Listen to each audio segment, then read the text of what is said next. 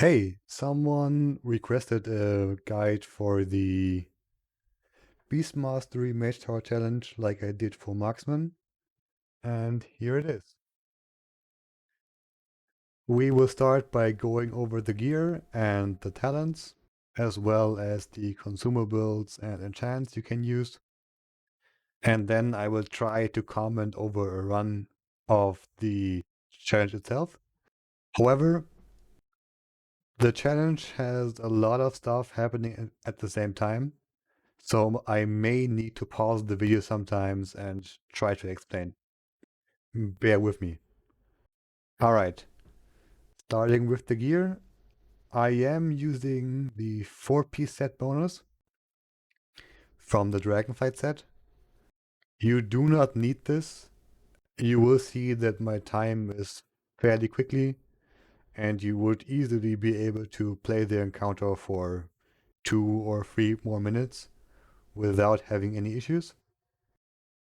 In general, you can use green gear that has the correct stats. So for Beast Mastery, that is the Fire Flash, which is, I think, crit and haste. Yeah. For trinkets, I prefer to use any trinkets that have main stat. The secondary effects are not important. There are some trinkets that are very effective in time walking, but I did not need them for this challenge. You see, in some slots, where I did not have a piece with the right equipment. From Dragonflight, I just put in some old green pieces that had the right stats. When you look at the consumables, don't be confused. They are from Shadowlands. That is because they work pretty much the same. They get scaled down the same, but they are a lot cheaper. The Tome of the Still Mind, you don't need anymore. That's not necessary. And you can, of course, skip the drums because we will be using a Ferocity pet. Let's go over the talents. I didn't really do much here. I just picked over a Wowhead guide for AoE damage because we want to cleave down a few adds. And I think I swapped the point, maybe? No. No, I did not swap any. Oh, no, I did. I swapped the point from Master Marksman to the Trap talent, so the freezing trap cooldown is lower. That helps a bit. Yeah, so let's get into the run. Like I said before, I may need to pause sometimes. Bear with me. In the beginning, we see the two enemies we have to fight. One is Tuga Blood Totem, that is the Tauren I talked about, and Jormog the Behemoth, that is the Worm. You can see on top of the Behemoth that he has 9 stacks of a buff. These 9 stacks make it so he takes 90% less damage for now. You can remove them, I will show you how later. In the first phase, I will just try to do as much DPS as I can. I start by popping Bloodlust and Potion and going ham. So, the Fell Burst is one of the major mechanics of this encounter.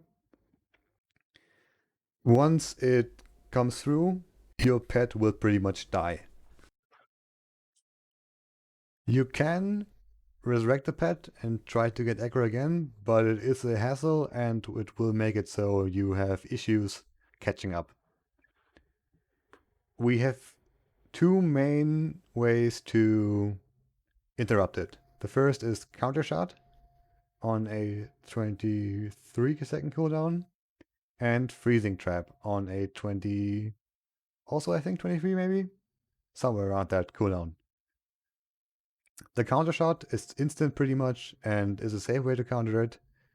The Ice Trap is kind of tough to do. You will see it when I try to interrupt the second burst. And because the fell burst cooldown is a lot lower than your interrupt cooldowns, you will have to cycle these two. First burst, counter shot. I got big icons for that. So the behemoth in intervals starts his sonic scream. To interrupt the sonic scream, I have two macros. One for intimidate to stun him, and another one that scatter shots him. The same deal as before with the fell burst. This mechanic comes quicker than one of your cooldowns, so you will have to alternate them. This is a little easier because the behemoth starts this first sonic scream after a phase transition that we will see later. Famous 2-second pause, alright. So just DPSing, interrupting the scream. Very soon he will cast either Earthquake or the second Fell Burst. Let's see what he does.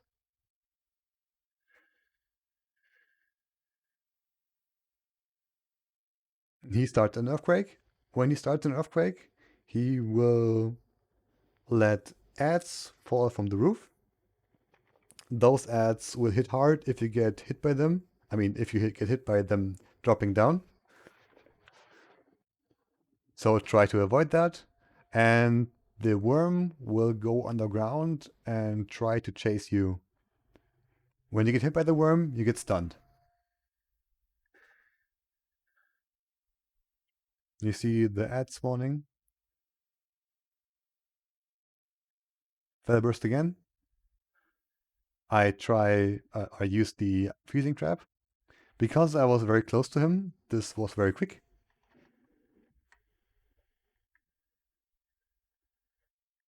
I start putting some shots on the eggs. The eggs have less HP than the mobs that spawn from them and don't deal damage. But most of the time I try to put Tugar in the middle of them so I can cleave them down. You may be able to see a bunch of little rocks with green pillars around them where they fell down. You need to try to stand between those rocks and the little dust cloud that indicates where the worm is standing. Because when he starts to charge you, DBM will announce that, or Little Wigs when you use that, he will hit those rocks, and every time he hits the rock, his shield goes down by 1 stack. So he basically takes 10% more damage, enabling you to someday kill him. He has 9 stacks, so you need to make him hit 9 rocks.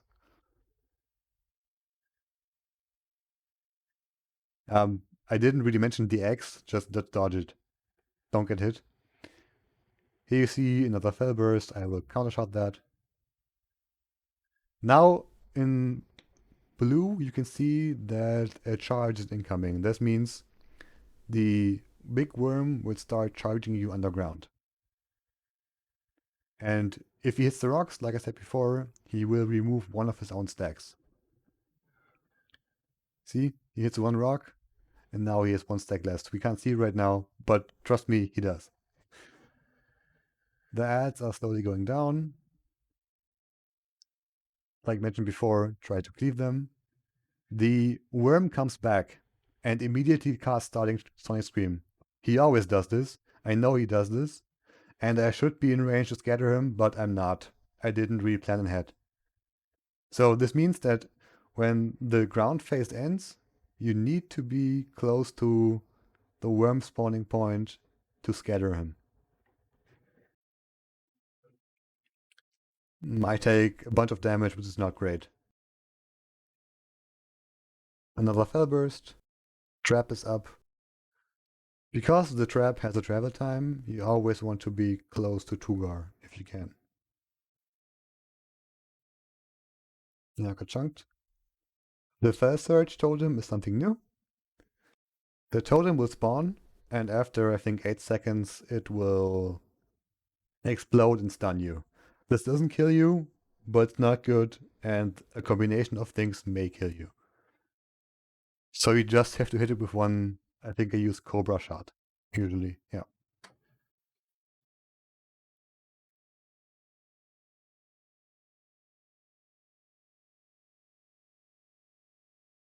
Burst, counter shot.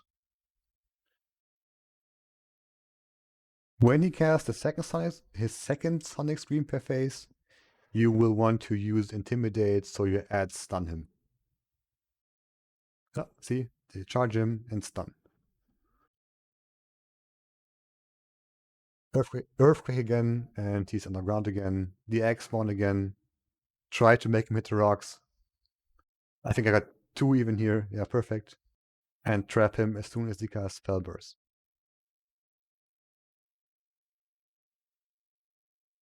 Your interrupt cooldowns kind of line up with his Spellburst, so you pretty much know that when one of your spells is up, the next Spellburst will not be far away.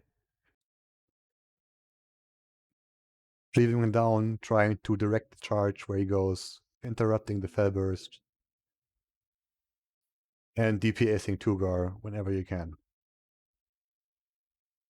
Like before, he spawns again and immediately casts Sonic Scream. This time I am in range and can interrupt him with Scatter Shot. I do this with macros. You can see those macros in the description. Fastest totem. You see the trap is up, so Fell Burst.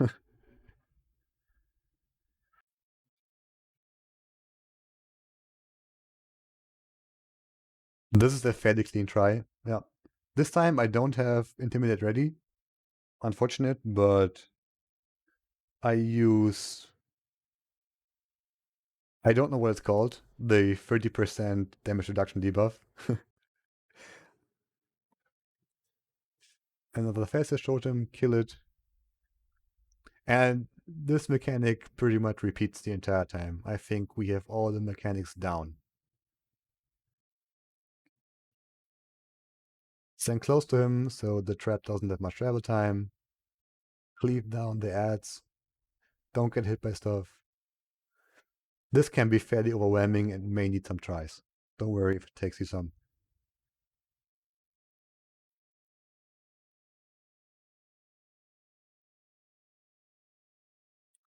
You can see he's down to 2 stacks of a shield. So he only takes 20% less damage. This means we can slowly start damaging him. So I would try to put Tugar next to him, so my cleave hits the worm as well. Yeah, I miss Intimidate again. Not good. I think I used the potion or something. Whenever you're at 70% or so, you can use Accelerate, because the cooldown gets lower every time you spend focus. Trap up, Fell Burst, Fell Surge, Cobra Shot.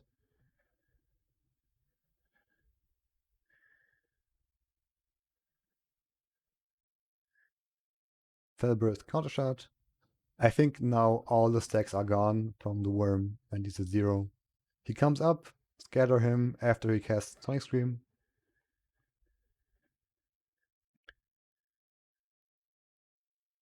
That was very close. Closer than it should be. But like I said, this can be fairly overwhelming.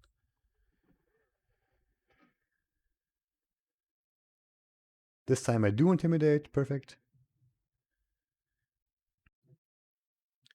Turgra is getting kinda low.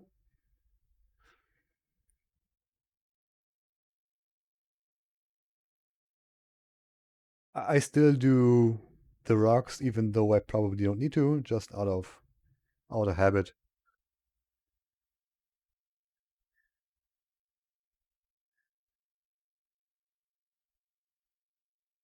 This time we got the ads down very cleanly.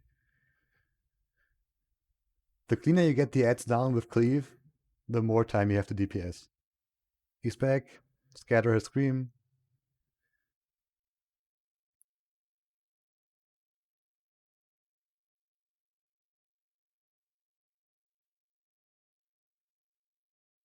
When one of them dies, the other one enrages. So in general, I want the worm to be at like 60% or so when Tuga dies. I think he might be even lower here.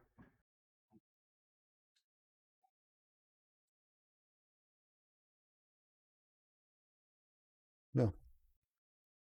Next Fell Burst, Ice Trap. Destroy the totem, hopefully. Yep. And cleave down the ads using Beast Cleave. This is why we chose to use the AoE build and not the single target build. Tugar is very close to dying, so now I start focusing the worm pretty much exclusively and cleaving down Tugar. Close. I got it.